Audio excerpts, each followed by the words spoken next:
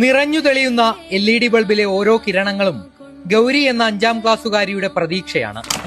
ജപ്തി ഭീഷണിയിലായ വീടും അപകടത്തിൽ പരിക്കേറ്റ അച്ഛനും കൺമുൻപിൽ പ്രതിസന്ധിയുടെ വന്മതിലായപ്പോൾ ഗൗരി എന്ന കൊച്ചുമിടുക്കി അച്ഛന്റെ സോൾഡറിംഗ് കയ്യിലെടുത്തു.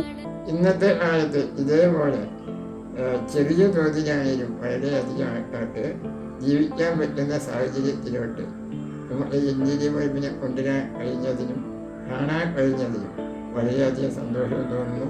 അതായത് 2004 LED ബൾബ് വെളിച്ചത്തിനായിട്ട് ഉപയോഗിക്കാവുന്ന രൂപത്തിൽ ഞാൻ രൂപകൽപ്പന ചെയ്തപ്പോൾ നമുക്ക് അതിൽ നിന്നുണ്ടായ ആ ഒരു എന്താ പറയുക തിക്ത അനുഭവം അത് ഈ ഒരു അവസ്ഥയിലെത്തി കാണാൻ കഴിഞ്ഞുവെന്ന് ഞാൻ അന്നൊരു കാലത്ത് ഒരിക്കലും വിചാരിച്ചിരുന്നില്ല.